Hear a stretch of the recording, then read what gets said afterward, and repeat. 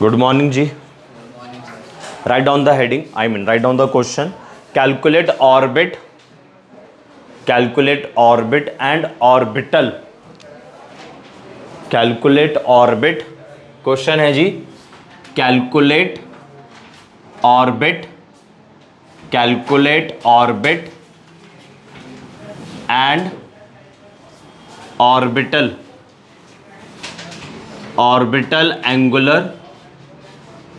angular momentum. Calculate orbit and orbital angular momentum of the following.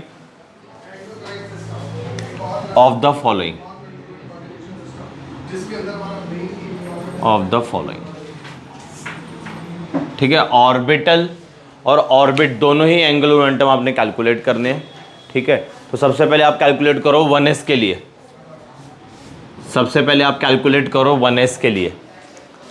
1s के बाद 2s के लिए calculate करना है.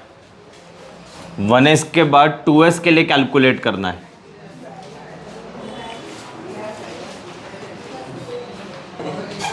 Calculate orbit and orbital angular momentum of the following. Last class में हमने सीखा था अच्छा खासा. पहले एक बार ही ऑर्बिट निकाल के देखते हैं. ऑर्बिट एंगुलर मोमेंटम क्या सीखा था आप लोगों ने? Orbit angular momentum. Orbit angular momentum एक ही फॉर्मूला सीखा आप लोगों ने इसके लिए. NH/2π यही था ना ऑर्बिट वाला. Orbit angular momentum. n की वैल्यू आपने पुट कर देनी है. इसके लिए n की वैल्यू क्या है? 1 है. तो क्या आंसर आ जाएगा? ठीक है, ये इसका आंसर है. और अगर ऑर्बिटल निकालना हो तो आप लोगों ने सीखा था कल ही, लास्ट क्लास के अंदर. ऑर्बिटल एंगुलर मोमेंटम आपने लास्ट क्लास के अंदर सीखा था. Which is equal to √L bracket में L+1 H/2π. ठीक है ना. L की वैल्यू क्या है इधर बताना? 1 0 है. सिखाया था. L is equal to 0s, L is equal to 1p, L is equal to 2d, L is equal to 3f. तो L इज इक्वल टू 0 आया, 0 हो जाएगा. तो आपका 1s के लिए जो ऑर्बिटल एंगुलर मोमेंटम है वो भी 0 हो जाएगा.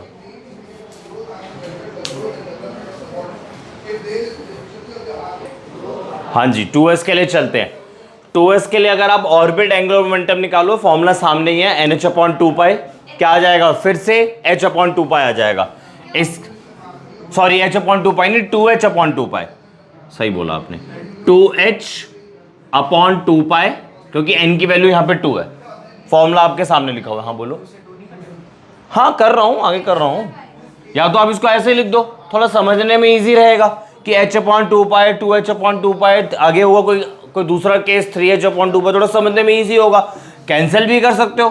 तो क्या हो जाएगा? H/π.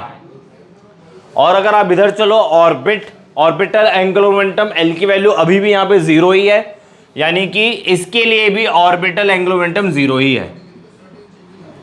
Orbital angular momentum. ठीक है. अगला क्या है? 3p और 4d. 3p और 4d है अगला केस.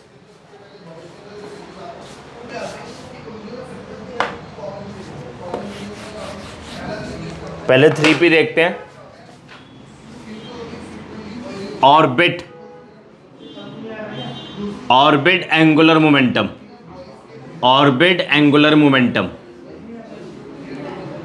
n की वैल्यू क्या है यहां पे?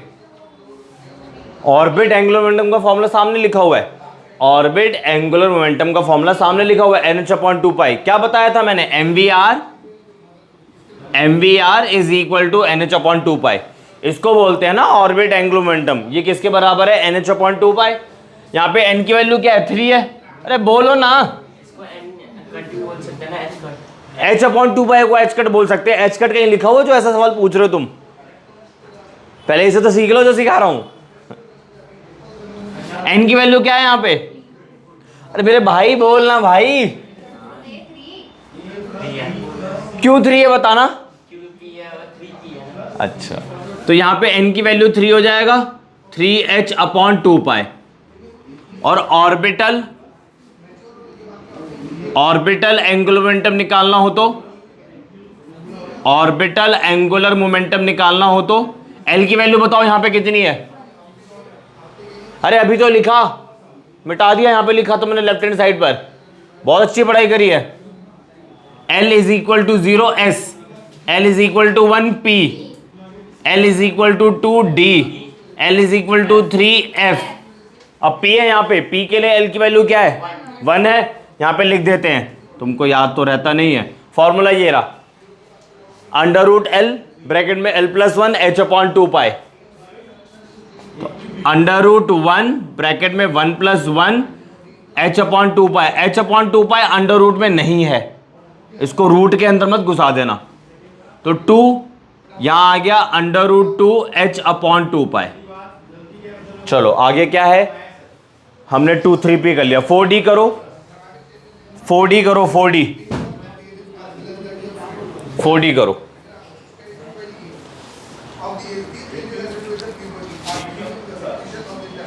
फोर डी के बाद 5f करना है।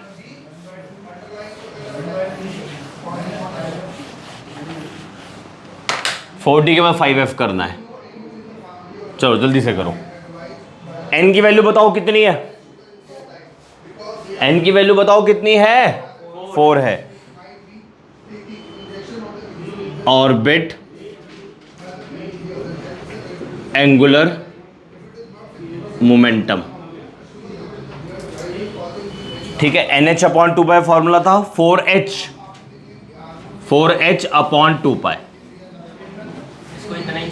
हाँ कर लो, सिंप्लीफाई करना है तो। अरे थोड़ा इजी रहेगा समझने में। देखो इधर एक केस आया था जो रब कर दिया, नहीं ये लिखा हुआ, पहले वाले केस में h/2 आया, दूसरे वाले केस में 2h, मतलब दूसरे वाले क्वेश्चन के अंदर 2h/2 आया, तीसरे क्वेश्चन के अंदर 3h/2, 4h/2। तो समझने में इजी है कि हाँ कंक्लूड हो जाता है यहां पे कि जो एंगुलर मोमेंटम है वो इंटीग्रल मल्टीपल है किसका, h/2 का। क्या कह रहे थे आप, हाँ मतलब हम जब सब शेल बदल रहे हैं, ठीक है। मैं आपको ये बताना चाह रहा हूं, ये मैंने सिंप्लीफाई इसलिए नहीं करा क्योंकि यहां से कंक्लूड हो जा रहा है कि जो एंगुलर मोमेंटम होता है वो इंटीग्रल मल्टीपल होता है किसका, h/2 का। मतलब एंगुलर मोमेंटम क्वांटाइज्ड होता है, ये मैं बताना चाह रहा हूं, ठीक है। 4D करना है ना हमें, तो ये मैंने बता दिया। ऑर्बिट, अगर आप ऑर्बिटल के बारे में बात करो तो, ऑर्बिटल एंगुलर मोमेंटम के बारे में बात करो तो, ठीक है, फॉर्मूला क्या था, यहां फिर से लिख देता हूं, √L ब्रैकेट में L+1 h/2। हाँ जी क्या बोल रहे हो, D के लिए L की वैल्यू क्या होती है, 2, तो यहां 2 पुट करा, 2 + 1 3, 3 2 जा 6, √6 h/2। अब चलते हैं 5f की तरफ। 5h/2 आ गया, NH/2 वाला फॉर्मूला लगा दिया मैंने। Orbit angular momentum,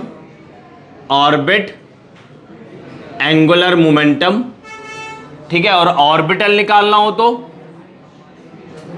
orbital angular momentum निकालना हो तो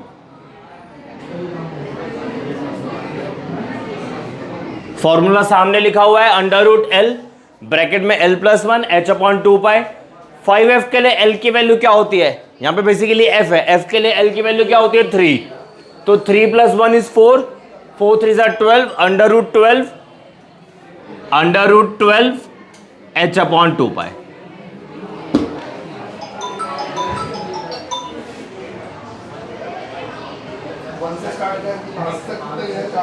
तो कंक्लूजन ये है, यहां पे कंक्लूजन ये है,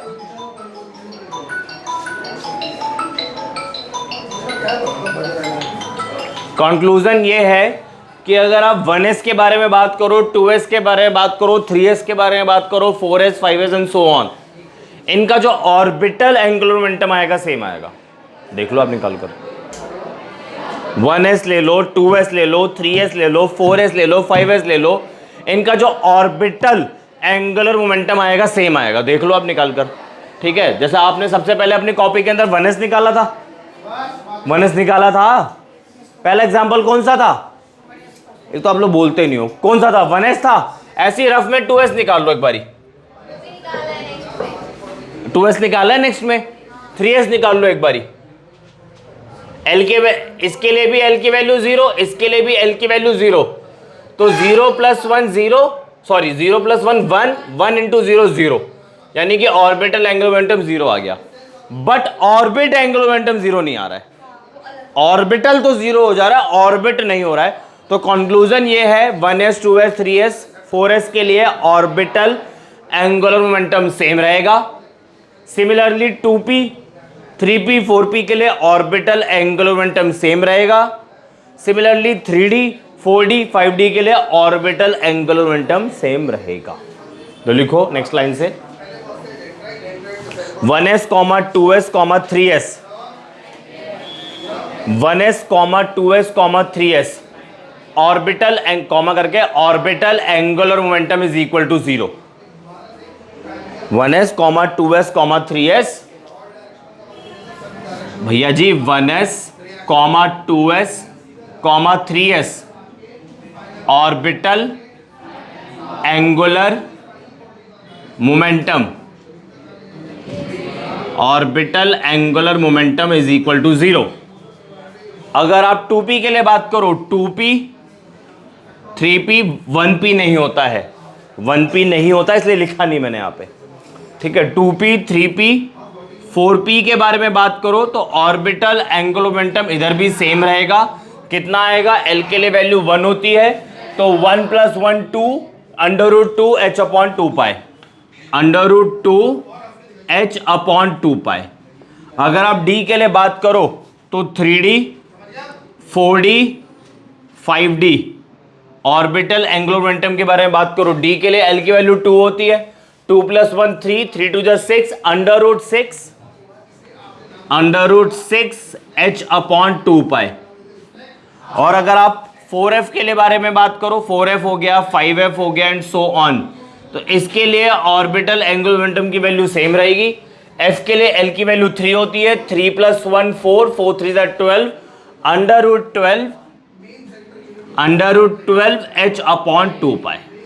सही है। तो अभी तक हमने 4 क्वांटम नंबर में से 3 क्वांटम नंबर डिस्कस कर लिए हैं। प्रिंसिपल क्वांटम नंबर डिस्कस कर लिया, एजीमुथल क्वांटम नंबर डिस्कस कर लिया, जिसको हम L से डिनोट करते हैं। 3 नहीं, सॉरी 2 करें। अब हम डिस्कस करेंगे मैग्नेटिक क्वांटम नंबर।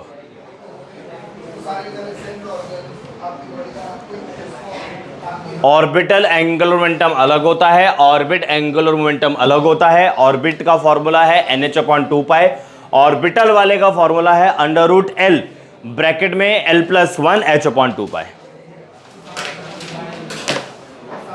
ठीक है जी। क्वांटम नंबर हमें बेसिकली पढ़ना है, 4 क्वांटम नंबर हमें बेसिकली पढ़ने हैं। 4 में से 2 हम पढ़ चुके हैं। प्रिंसिपल क्वांटम नंबर जिसको N से डिनोट करते हैं, एजीमुथल क्वांटम नंबर जिसको L या ML से भी डिनोट करते हैं। ठीक है, एजीमुथल क्वांटम नंबर का दूसरा नाम क्या बताया था? बहुत सारे बताए थे, सब्सिडियरी क्वांटम नंबर, सेकेंडरी और एक और था orbital angular momentum quantum number. ठीक है जी, क्लियर है। L बेसिकली क्या बताता है आपको? सब शेल बताता है। मैंने आपको लास्ट क्लास में बता दिया था, शेल के अंदर भी सब शेल होते हैं, शेल के अंदर भी सब शेल होते हैं। ठीक है ना। चलो डालो हेडिंग मैग्नेटिक क्वांटम नंबर। पहले समझना है फिर लिखवाएंगे अच्छे से। डालो हेडिंग मैग्नेटिक क्वांटम नंबर।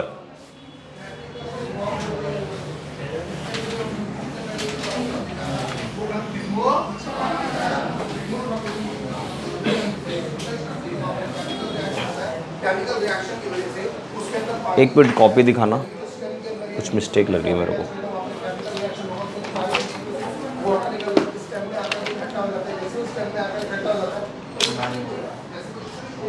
ठीक ठीक, मैग्नेटिक क्वांटम नंबर ML, मुझे लगा मैंने एजीमुथल क्वांटम नंबर के अंदर ML लिखवा दिया है, सॉरी।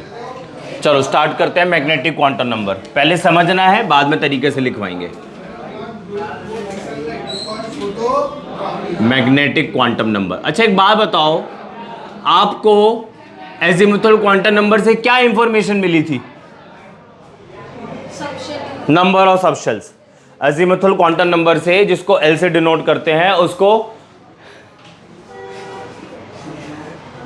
इससे में क्या, सॉरी, पिछले वाले क्वांटम नंबर से क्या इंफॉर्मेशन मिली थी हमें? नंबर ऑफ सबशेल्स, है ना? कितनी, एक शेल के अंदर कितनी सबशेल्स होंगी। तो एक छोटी सी ट्रिक भी मैंने बता दी थी, जो भी नंबर ऑफ शेल होगा वही उतना ही सबशेल हो जाएगा, बताया था ना छोटा सा ट्रिक। अब बात करते हैं मैग्नेटिक क्वांटम नंबर के बारे में। मैग्नेटिक क्वांटम नंबर से पहले एक पॉइंट बताना चाहूंगा, आपको याद दिलाना चाहूंगा, क्योंकि जो डब्बे बनाए थे आप लोगों ने, 2p के अंदर 3 डब्बे बनाए थे, 3d के अंदर 5 डब्बे बनाए थे, तो 4f के अंदर कितने बनेंगे? 7 डब्बे बनेंगे। वो एक डब्बा आपका ऑर्बिटल होता है, वो एक बॉक्स आपका ऑर्बिटल होता है। तो पॉइंट ये है, मुझे कैसे पता लगेगा कि p में 3 बनने थे, d में 5 बनने थे, f में 7 बनने थे? इससे पता लगेगा, पहला पॉइंट, है ना? पता तो लगे ना भाई, ऑर्बिटल वाला कॉन्सेप्ट मुझे कैसे पता लगेगा कितने ऑर्बिटल है? ठीक है, एक और चीज आपने देखा था कि जो px ऑर्बिटल था वो x डायरेक्शन के अलोंग अलाइंड था। इसके लिए मैंने क्या टर्म सिखाई थी? Orientation. py orbital y axis के अलोंग अलाइन था, pz ऑर्बिटल z ऑर्बिटल के, सॉरी, z एक्सिस के अलोंग अलाइन था। तो ये अलाइनमेंट मुझे कैसे पता लगेगी? ये ओरिएंटेशन मुझे कैसे पता लगेगा? इसकी हेल्प से पता लगेगा। ठीक है, तो स्टार्ट करते हैं। मैग्नेटिक क्वांटम नंबर को ml से डिनोट करते हैं। l आपका सबस्क्रिप्ट में होगा। और कैसे कैलकुलेट किया जाता है? -l से लेके +l, अभी लिखना नहीं है, समझो अभी। -l से लेके +l डिनोट किया जाता है, सॉरी, कैलकुलेट किया जाता है। तो स्टार्ट करते हैं फिर से। n की वैल्यू 1 रख दो आप, ठीक है? तो l की वैल्यू क्या हो जाएगी? 0 से लेके n-1, याद करा देते हैं, 0 to n-1, यही सिखाया था मैंने। तो 1 - 1 इज 0, 0 से 0 कुछ नहीं होता, 0 ही होता है, तो 0 हो गया। अब इधर देखो, ml निकालना है। ml के लिए क्या है? -l से लेके +l, -0 से लेके +0 कुछ होता है? कुछ नहीं होता, यानी कि यहां पे आ गया 0। ठीक, पहले तो सबशेल का नाम लिखते हैं एक बारी। 1 है और l की वैल्यू 0 है, तो 1s। अब ये है कि मुझे कैसे पता लगेगा इसके अंदर एक ही बॉक्स बनना है, मतलब एक ही ऑर्बिटल है? आप मुझे जरा देख के बताओ, इस केस के अंदर ml की वैल्यू कितनी आई है? 1 आई है। मैग्नीट्यूड नहीं पूछ रहा हूं, नंबर ऑफ वैल्यूज पूछ रहा हूं। 1 आई है, तो 1 ऑर्बिटल। ठीक है, चलो आगे बढ़ते हैं। अब n की वैल्यू 2 रख रहा हूं, तो l के लिए क्या सीखा था? 0 से लेके n-1, मतलब 2 - 1 इज 1, और 0 से 1 जाना है, तो 0 और 1, सही है। अब इसके लिए ml की वैल्यू तो 0 ही है, तो नाम क्या हो जाएगा? 2s हो जाएगा, बॉक्स आपका एक ही बन जाएगा, है ना? अब इधर आ जाओ, -l से लेके +l, -1 0 +1, ठीक है? क्योंकि यहां लिख देते हैं फिर से, l आपका 0 है, l आपका 1 भी है, l आपका 2 भी है, l आपका 3 भी है, इसे s, इसे p, इसे d, इसे f, ठीक है? तो l की वैल्यू क्या आई यहां पर? 1 आई है, तो p होगा। कौन सा p होगा? n से पता लगेगा, 2p होगा। अब 2p में कितने डब्बे बनाने हैं? ml की वैल्यू चेक करो, 1 2 3, 3 डब्बे, सही है।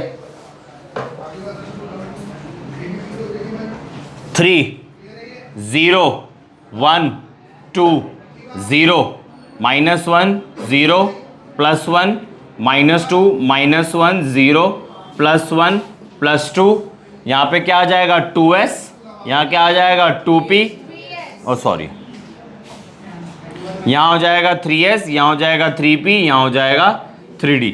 इधर तो एक ही बॉक्स बनना है, सीख ही लिया ऊपर। इधर 3 बनने हैं, ये भी सीख लिया है यहां पर। और यहां पे कितने बनने हैं? 5 बनने हैं यहां, अब ये अभी सीखा। 1 2 3 4 5। तो मुझे ये पता लग गया कि ml की वैल्यू कैसे निकालेंगे? -l से लेके +l निकालेंगे। क्वेश्चन ये आता है उठ के आपके लिए कि अगर मुझे जल्दी से बताना हो कि कितनी ml की वैल्यूज आएगी, किसी एल के कॉरस्पॉन्डिंग एमएल की कितनी वैल्यू आएगी, तो आंसर है जी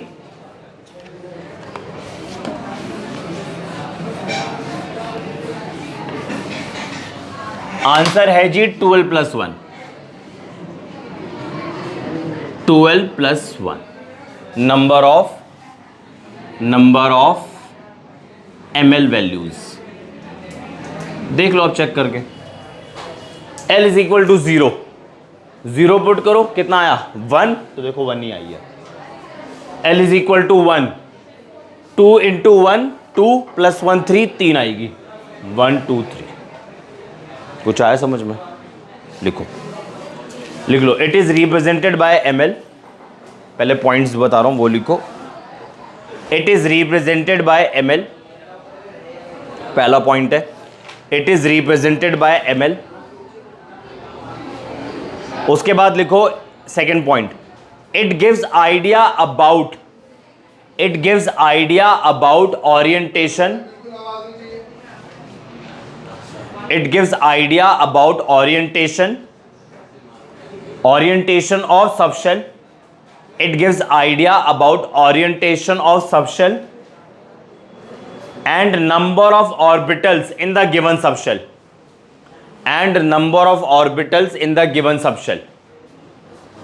it gives idea about orientation of subshell and number of orbitals in the given subshell। तीसरा पॉइंट लिखो, value of m depends upon value of ml, कर लो उसे, हम ml ही यूज कर रहे हैं ना, m भी यूज कर सकते हैं, ठीक है। Value of ml depends upon value of l, value of ml depends upon value of l, and for a given value of l,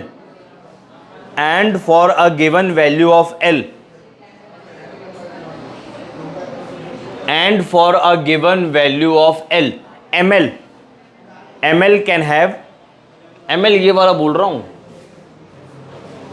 ML can have total 12 + 1, ML can have total 2L + 1 values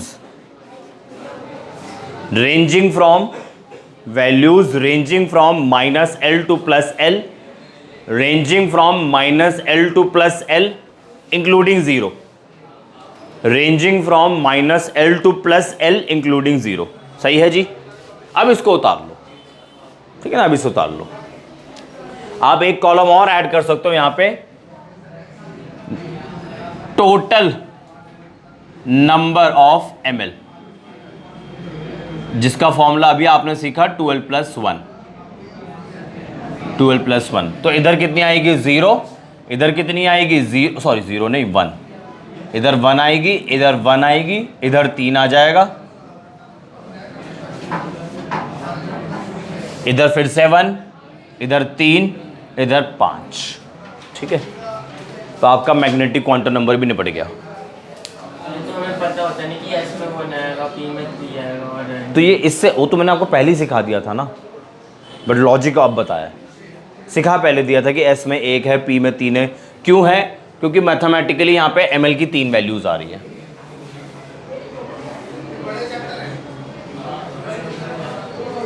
इसके बाद heading डालो spin quantum number.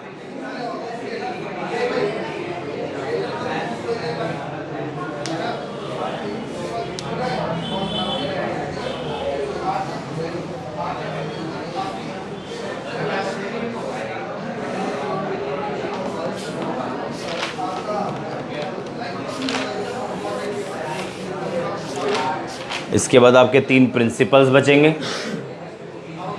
Spin quantum number भी आज ही खत्म हो जाएगा। 3 principles बचेंगे आपके, Aufbau principle, Pauli exclusion principle, Hund's rule of maximum multiplicity nodes. What happened? आगे बढ़े।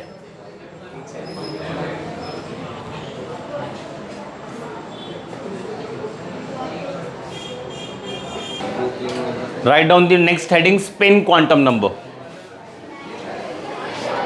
spin quantum number.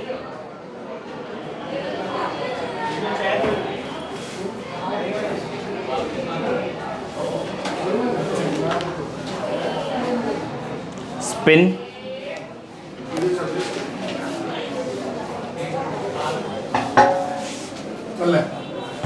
चल रही है उसमें आ गया तो अब तेरे को वो करनी पड़ेगी एडिटिंग।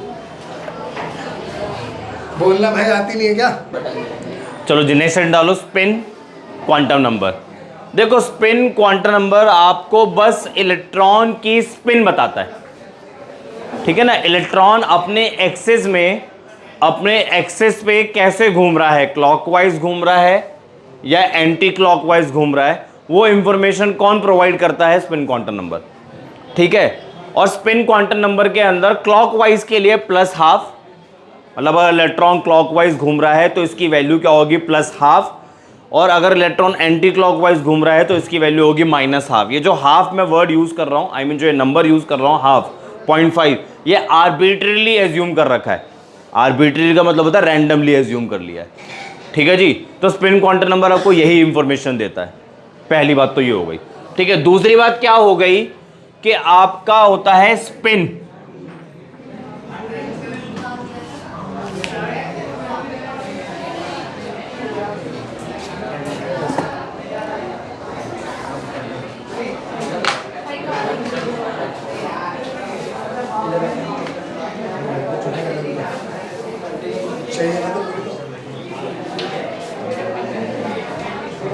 स्पिन मैग्नेटिक मूवमेंट, अभी लिखना नहीं है। Spin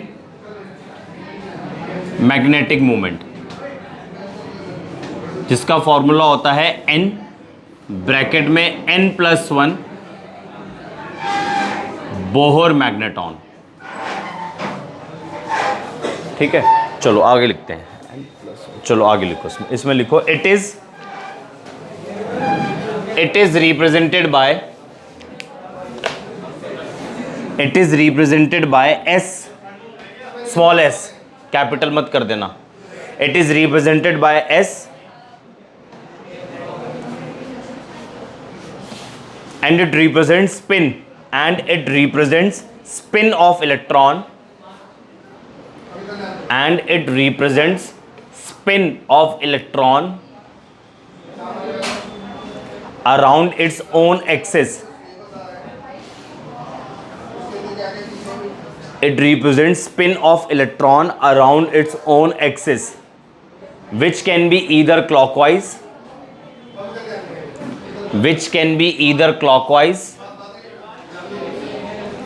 and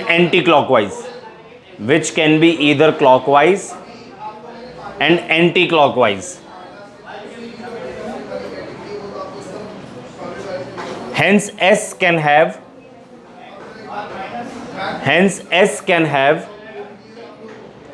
only two values,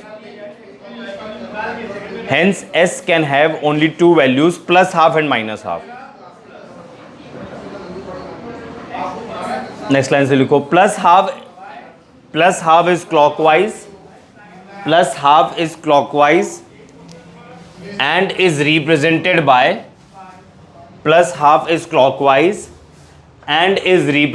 by ऊपर लिख रहा हूं, इधर देखना, and is represented by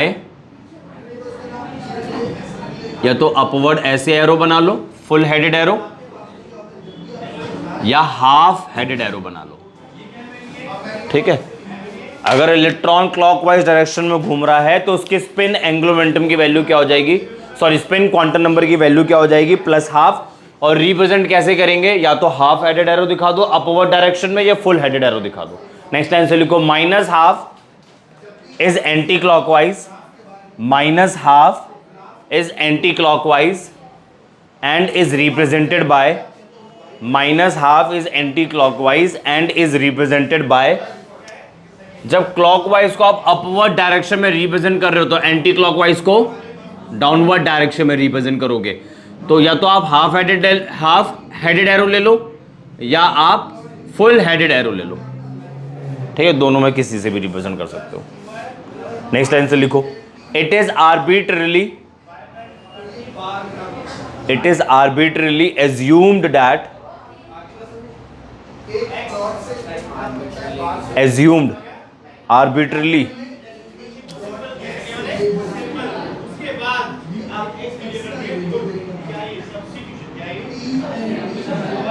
हो गई स्पेलिंग arbitrarily, इसकी स्पेलिंग बड़ी डिफिकल्ट है। assume that clockwise is plus half, it is arbitrarily assumed that clockwise is plus half and anti-clockwise is minus half. It is arbitrarily assumed that clockwise is plus half and anti-clockwise is minus half. Otherwise plus half and minus half. Otherwise plus half and minus half represents. Otherwise plus half and minus half represents two quantum mechanical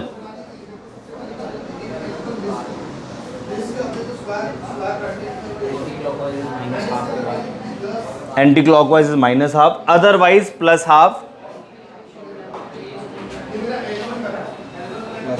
and minus half represents. Plus half and minus half represents two quantum. Plus half and minus half represents two quantum mechanical spin states. Plus half and minus half represents two quantum mechanical spin states which have no classical analogues. Which have no classical analog.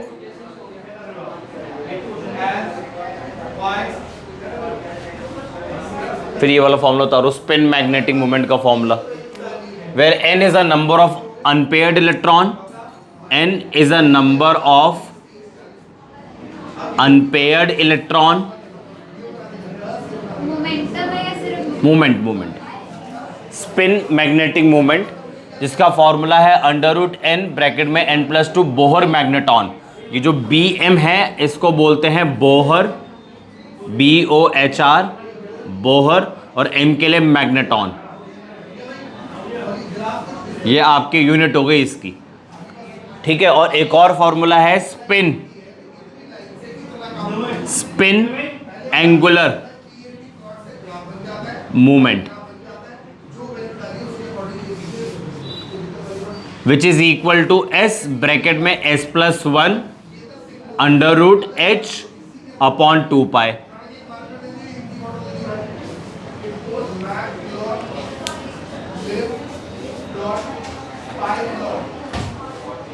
ठीक है। और spin कैसे निकालेंगे, मतलब ये s कैसे निकालेंगे, s को बोला जाता है spin, total spin, which is equal to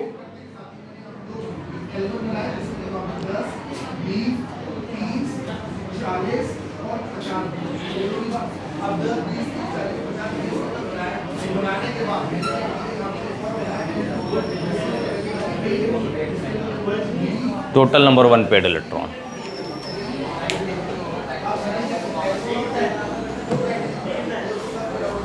चलो जी,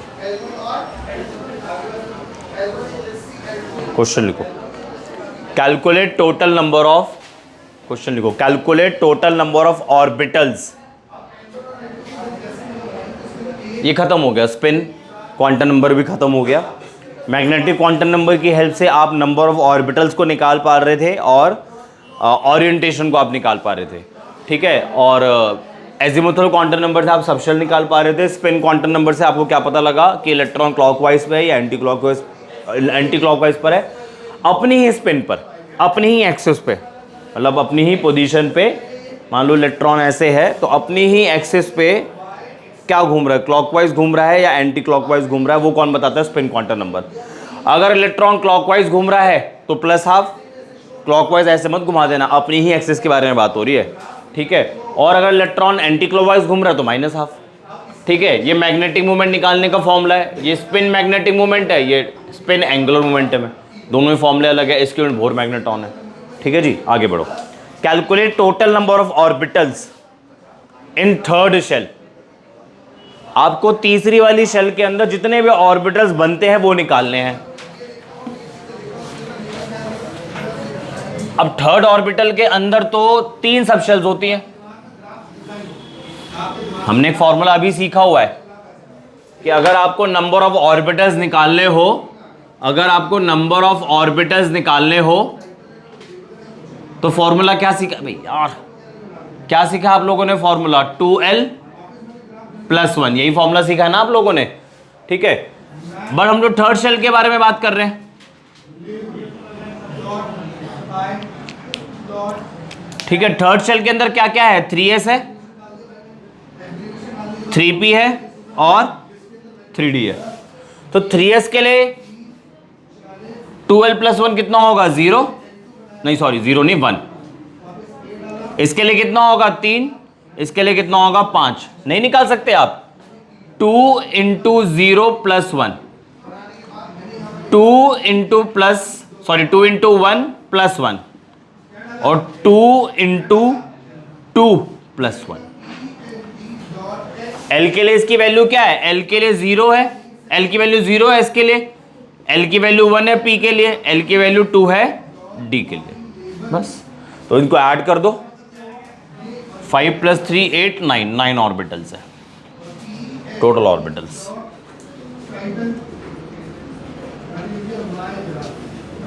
टोटल ऑर्बिटल्स, ठीक है। Next question, calculate value of, next question, calculate value of n+l, calculate value of n+l of the following, calculate value of n+l of the following, of the following. तो लिख रहा हूं मैं 1s 2s 3p, यहां लिख रहा हूं। पहले 1s के लिए निकालना है, 1s 2s 3p। उसके बाद क्या है? 5d 6f 7s, 5d 6f 7s। n+l की वैल्यू निकालनी है। जैसे n की वैल्यू यहां पे क्या है? n की वैल्यू क्या है यहां पे? 1। l की क्या वैल्यू होती है? 0। तो 1 + 0 दैट इज 1, ऐसे निकालना है। करो फटाफट से।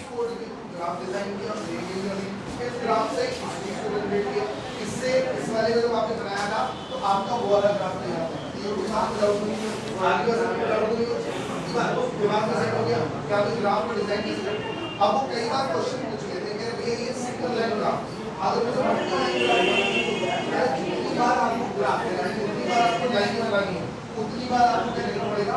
प्लॉट करना पड़ता है। अभी प्लॉट लिखने से आपकी जितनी बार प्लॉट लिखोगे उतनी ज्यादा लाइन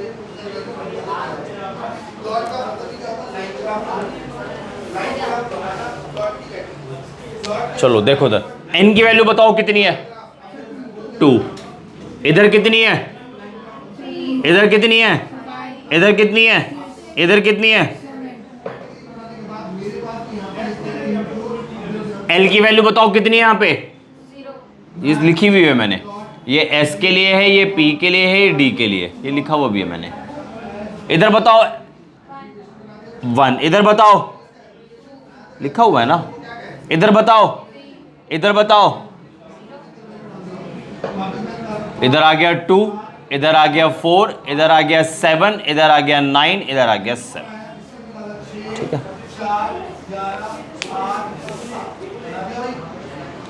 तो अगर आपके सामने सबशेल लिखी हो तो आप आसानी से निकाल लोगे।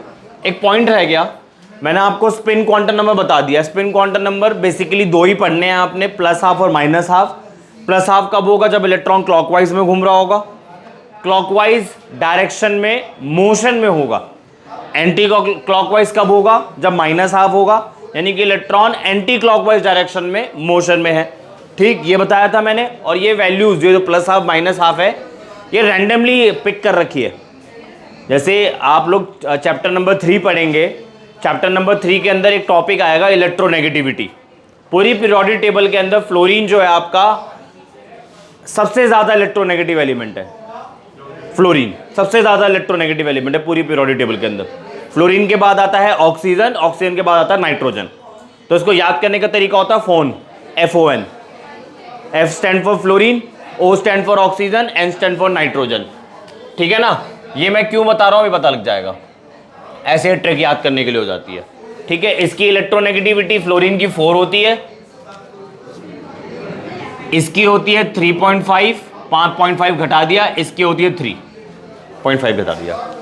तो ये जो इलेक्ट्रोनेगेटिविटी फ्लोरीन की 4 मानी है ना, ये भी आर्बिट्रेरीली मानी है, और फ्लोरीन के रिस्पेक्ट पे बाकी एलिमेंट की इलेक्ट्रोनेगेटिविटी निकाल दी। ठीक है ना, अगर आप इस नंबर को बदल दोगे तो ये नंबर भी बदल जाएंगे। ठीक है ना, 2 पॉइंट हो गए। ऐसा एक और एग्जांपल सुनो, आप लोग इसी चैप्टर के अंदर इसी क्लास के अंदर रेडॉक्स रिएक्शन के अंदर एक छोटा सा टॉपिक पढ़ेंगे, इलेक्ट्रोकेमिस्ट्री।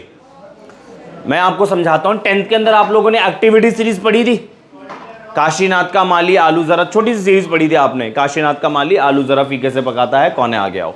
ये ट्रिक्स होती है जिसे हम निमोनिक्स बोलते हैं, चीजों को, डिफिकल्ट चीजों को लर्न करने में हेल्प करती है। ठीक है ना, तो पोटेशियम सबसे ऊपर क्यों था?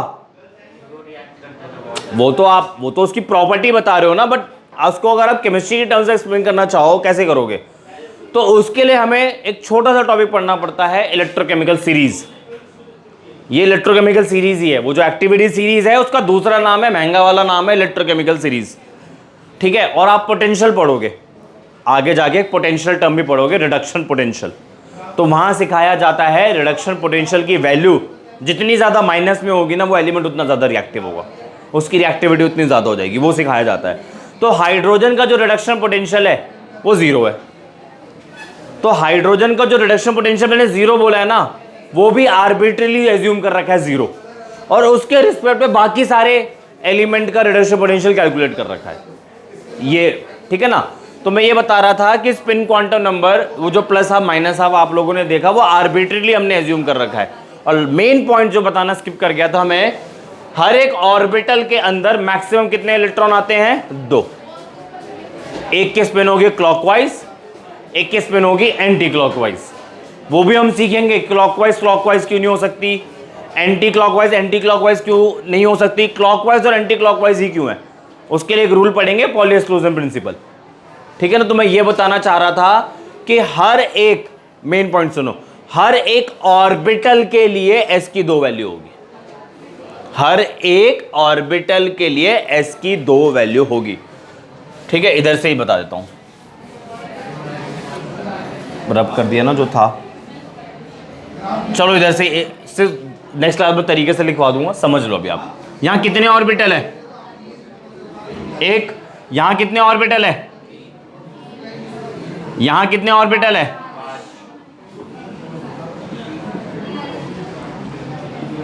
और मैंने क्या बोला, हर एक ऑर्बिटल के लिए एस की कितनी वैल्यू होगी? 2 वैल्यू होगी। मतलब इसके लिए भी प्लस हाफ और माइनस हाफ। तो जब हर एक ऑर्बिटल के लिए एस की 2 वैल्यू है, इसका मतलब यहां कितने इलेक्ट्रॉन है? 2 है, एक क्लॉकवाइज और एक एंटी क्लॉकवाइज। सिमिलरली इसके लिए भी प्लस हाफ माइनस हाफ, इसके लिए भी प्लस हाफ माइनस हाफ, इसके लिए भी प्लस हाफ, यानी कि मैक्सिमम कितने इलेक्ट्रॉन आते हैं इसके अंदर? 6।